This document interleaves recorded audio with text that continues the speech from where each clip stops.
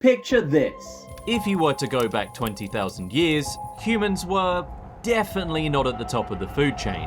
We were slow, we were weak, and we were actively being hunted. And at the absolute top of that threat list was the wolf. To a wolf pack, early humans were just food. So, naturally, you would expect us to wipe them out, or at least stay as far away from them as physically possible. But instead, that exact same apex predator is now sleeping at the foot of your bed. We somehow took our greatest natural enemy and turned it into our absolute best friend. But here's the craziest part. We never actually tried to do this. We didn't capture them. We didn't train them. In fact, we didn't even try to tame them. No early human ever looked at a pack of man-eating wolves and decided to turn them into a dog to play fetch with. So how did the deadliest rivalry in human history turn into a golden retriever? To really understand why the caveman story is fake, you have to understand just how impossible it is to actually tame a wolf. People think that if you just get a wild animal young enough, you can mold its personality.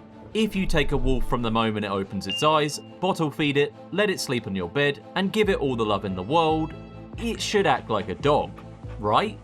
Actually, no. Even if you raise a wolf from a blind puppy, it doesn't act like a dog, at all. When a dog is a puppy, it wants to please you.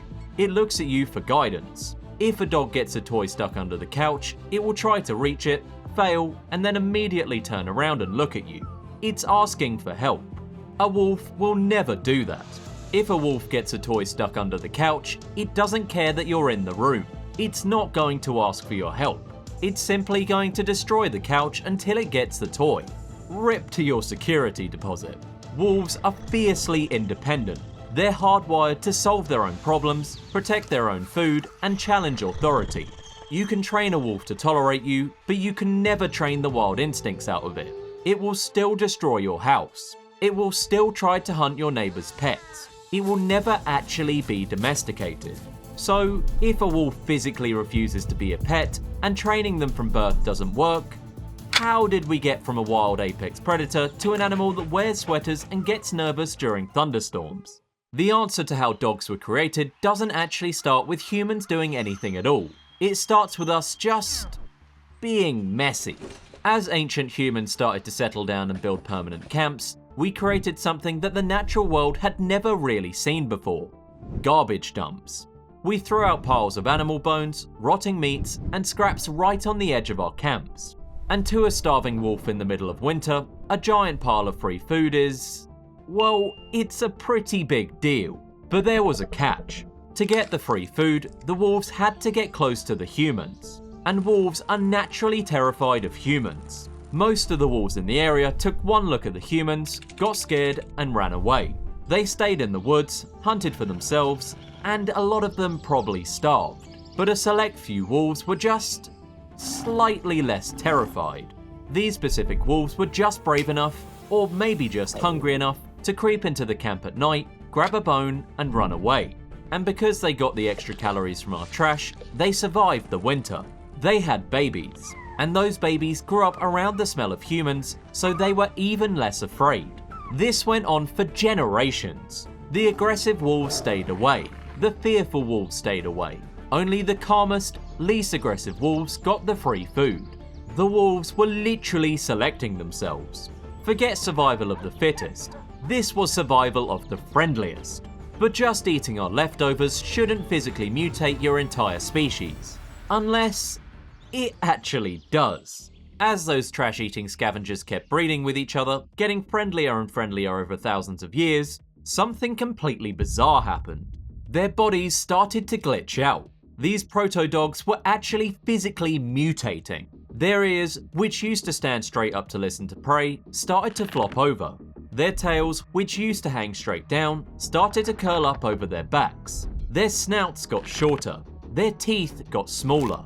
And weirdest of all, their fur started to change colour.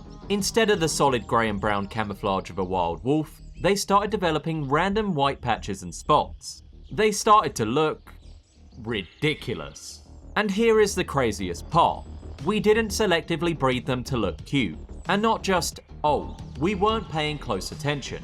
We literally just ignored the ones that ate our trash. The physical cuteness was an accidental side effect of them being friendly. But this sounds completely insane. How could being nice physically alter the shape of your ears? Biologically, that makes absolutely zero sense. Well, one Russian scientist decided to put that exact glitch to the test. In the 1950s, a geneticist named Dmitry Belyaev decided to test this exact theory. He went to a fur farm in Siberia that had thousands of wild foxes. These foxes were incredibly aggressive. If you put your hand near the cage, they'd try to bite your fingers off. Belyaev took a group of these foxes and started a breeding experiment. But he had only one single rule. He only bred the foxes that were the least aggressive. If a fox tried to bite him, it was out. If a fox just sat at the back of the cage and stared at him, it got to breed. He didn't care about their fur colour, their size, or their shape. He literally only selected for tameness. Within just a few generations, the foxes started to change. They stopped running away. Then they started whining for attention. Then they started actually licking the scientist's hand. Then the physical glitches started happening. Even though Belyaev was only breeding for personality, the foxes' bodies started to deform. Their ears flopped over. Their tails started wagging. Their snouts shrank. Their coats became covered in black and white spots. Within 40 generations, he had essentially created a dog out of a wild fox. This proved that the physical changes in dogs are a hardwired evolutionary rule. If you select a wild canine purely for friendliness, their body will automatically deform into a cuter, softer shape. But what is actually breaking inside their bodies to cause this? To understand why friendliness causes floppy ears, look at what happens inside an embryo before the animal is even born. When a baby wolf is developing, it has a specific group of stem cells called neural crest cells. These cells are essentially what built the animal. They travel all over the embryo and put together different parts. One of the main jobs of these cells is to build the adrenal glands. The adrenal gland is what pumps out adrenaline. It's what makes a wild wolf terrified of humans, and it's what makes them aggressive. When the ancient scavengers started evolving to be less afraid of humans, their bodies accomplished this by simply producing fewer neural crest cells. Fewer cells meant a smaller adrenal gland. A smaller adrenal gland meant less fear. But here is the catch. Those exact same neural crest cells are also responsible for building the cartilage in the ears. They build the bone structure of the jaw, and they deliver the pigment cells to the fur. It's a package deal. By lowering their adrenaline so they could comfortably eat our trash, they accidentally shortchanged the rest of their body. Not enough cartilage meant the ears couldn't stand up, so they flopped. Not enough bone meant the snout couldn't grow long, so it shrank. Not enough pigment meant the fur lost its colour, creating white spots. Creating a dog was basically just an anatomical glitch. A very cute glitch, but still a glitch. So, the wolf to dog pipeline is essentially a guaranteed reaction, which means, what's stopping a wolf from doing this right now? Let's say a pack of wild wolves living in Canada decides they're tired of hunting elk in the freezing cold. They decide to use the exact same strategy their ancestors used 20,000 years ago. They walk up to the edge of a modern city, find a giant landfill, and start eating our garbage. Over thousands of years, the friendliest ones survive, their ears flop over, and they try to become dogs again. Would this actually work?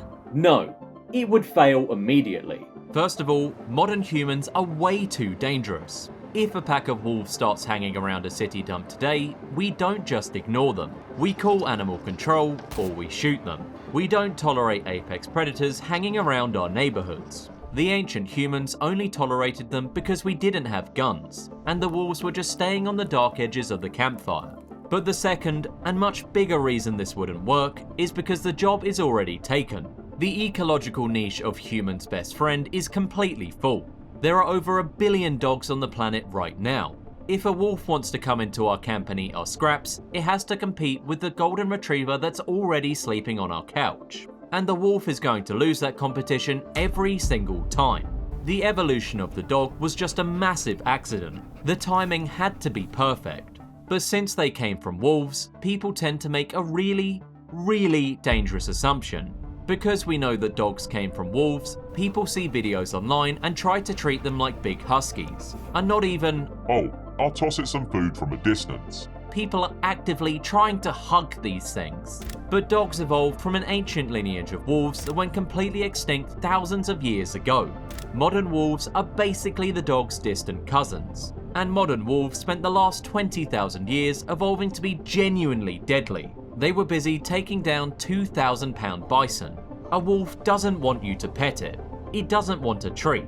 It's a wild predator that will absolutely destroy you if you treat it like a pet. So wolves stayed completely wild. But the dogs? They were busy figuring out how to actively hack our brains. Once these proto-dogs physically changed and started hanging around our camps full time, they realized that just eating trash wasn't enough. If they really wanted to survive, they needed the humans to actively like them. And so, they evolved a way to hack our brains. If you look at a wild wolf, it almost never makes direct eye contact with you. In the wild, staring directly into another animal's eyes is a challenge. It basically means you're about to throw down. But dogs did the exact opposite. They evolved the ability to make sustained eye contact with humans. And to make it even crazier, dogs actually evolved a completely new facial muscle, the levator anguli oculi medialis, that wolves simply don't have. The muscle only has one single purpose. It allows the dog to raise its inner eyebrows. Puppy dog eyes. Yeah, that exact look. And while I'm sure all of my viewers on the Beyond the Green channel are strong, independent people who would never fall for this, when a dog raises its eyebrows and stares into your eyes like that, it triggers a massive release of oxytocin in your brain. Oxytocin is the exact same chemical that humans release when they look at their own human babies. The dogs literally evolved a muscle to trick our brains into thinking that they were our babies. They tricked our biology into thinking they were our children, and it worked flawlessly. We stopped ignoring them, and we started actively protecting them. But tricking us into thinking they were cute doesn't guarantee a permanent spot inside the cave. At some point, they actually had to pay rent. For a long time, these early dogs were just kind of there. They hung out, they ate trash, they looked cute. But eventually, humans realized that having a bunch of hyper-alert predators sleeping around the camp was actually a massive disadvantage. Dogs have hearing and smell that's infinitely better than ours. If a rival human tribe or a saber-toothed cat tried to sneak up on the camp in the middle of the night, the humans would never know. But the dogs would. The dogs would wake up and start barking. And suddenly, the ancient humans realized, wait, this is an alarm system. Once humans realized the dogs were useful, everything changed. We stopped just letting them eat trash, and we started actively feeding them. We started taking them on hunts because they could track prey that we couldn't see. We started using them to pull sleds in the snow. This was the turning point. This was when the accidental evolution stopped and we actually started stepping in. We started intentionally breeding the fastest dogs together to make hunting dogs. We bred the biggest dogs together to make guard dogs. But wait, if all it took was eating trash and hanging around humans to become our best friends, why didn't this happen with anything else? Humans have lived alongside tons of other wild scavengers for thousands of years. Bears dig through our trash. Raccoons basically live in our dumpsters. Coyotes hang around our cities. So why didn't we accidentally domesticate a grizzly bear? Why don't we have floppy-eared, spotted raccoons sleeping on our beds? Well, the answer comes down to what the wolf was doing before it ever met us. Wolves are pack animals. They already had complex social structure. They understand hierarchy. They know how to read the body language of other wolves. They know how to work together as a team to take down prey, and they know how to defer to a leader. When they started living with humans, they literally just copy-pasted their existing pack mentality onto us. They looked at us and basically said, "Okay, you're the pack leader now. Tell me what to do." A bear cannot do this. A bear is just a bear. It wants to eat, and it wants to be left alone, which is highly relatable, but pretty terrible for domestication. Raccoons are smart, but they don't have the social wiring to care about what a human wants. You can't give a raccoon a job. Wolves were basically the only animals that were desperate enough to eat our trash, but social enough to actually work with us. So for thousands of years, dogs were basically just our respected hunting partners. Until the 1800s. when humans discovered genetics and completely lost their minds. For about 15,000 years, dogs looked relatively normal. They were mostly just athletic animals built for running, guarding, and surviving. But then, the Victoria era happened.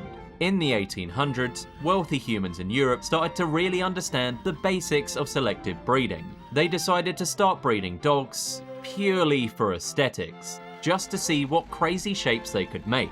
If a dog was born with a weird mutation, like super short legs, they specifically sought out another dog with short legs and bred them together. They then took those puppies and bred them with other short-legged dogs. Within just a few decades, humans pushed dog evolution way too far.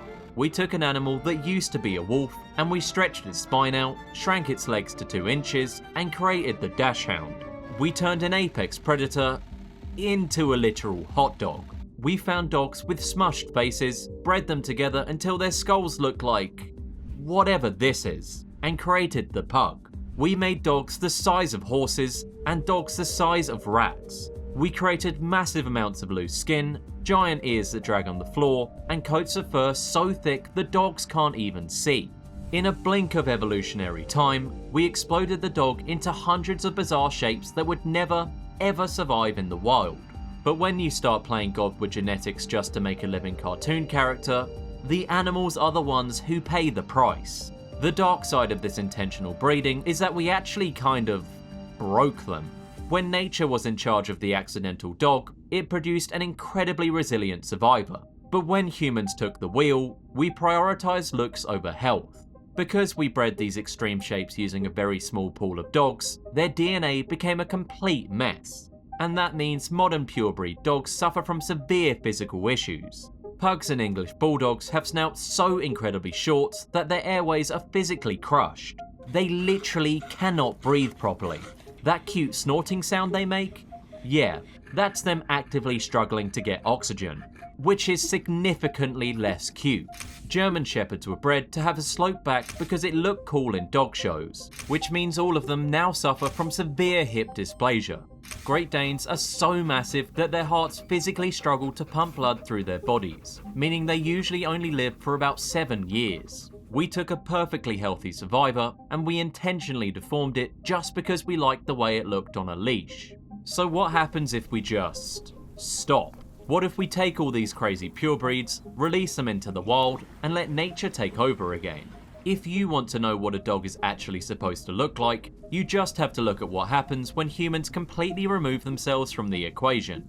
In places where dogs are left entirely to their own devices for generations, like the dingoes in Australia, or Carolina dogs in the American South, or the millions of street dogs in India, something really interesting happens. Within just a few generations of breeding in the wild, they completely abandon the extreme shapes we forced on them. The short legs disappear, the smushed faces grow back out, the giant floppy ears stand back up. They all revert to the exact same shape. They turn into a roughly 40-pound dog that looks exactly like this. They turn into what scientists call a village dog. This is what a dog is actually supposed to look like. This is what the original, accidental creation actually looked like before humans started messing with it. It's the perfect, most efficient shape for an animal that needs to survive on its own, but still wants to hang around the edges of human civilization. And when you look at what that survival strategy actually achieved, it's completely mind-blowing. If you look at the history of the dog, it's easy to think that they somehow lost. Going from a terrifying apex predator to an animal that wears a raincoat and begs for cheese feels like a massive downgrade, or at least a massive loss of dignity. But biologically, this is peak performance. Evolution only cares about one thing: survival and reproduction. Right now, there are about 300,000 wolves left on Earth, and honestly, their lives are pretty miserable. They're constantly struggling to find food, they're freezing in the winter, and their habitats are shrinking every single day. But there are over 1 billion dogs. They live in climate-controlled houses. They have their food handed to them in a bowl twice a day. If they get sick, humans will spend thousands of dollars on surgery to fix them. We build parks specifically for them to run in. By accidentally becoming our best friends, dogs became the single most successful carnivore on the planet. They traded being wild for what is honestly the best survival strategy on Earth. They outsourced their survival entirely to us, which means the story we've been telling ourselves the whole time is completely backwards. Humans love to tell the story of how we mastered nature. We like to think that we went out into the wild, grabbed a wolf by the scruff of its neck, and molded it into our loyal servant. But the reality is entirely backwards. We were the ones being manipulated. A lineage of starving wolves realized that humans were really good at killing things, and really bad at cleaning up their trash. So they changed their bodies, tricked our brains, and convinced us to do all the hard work for them.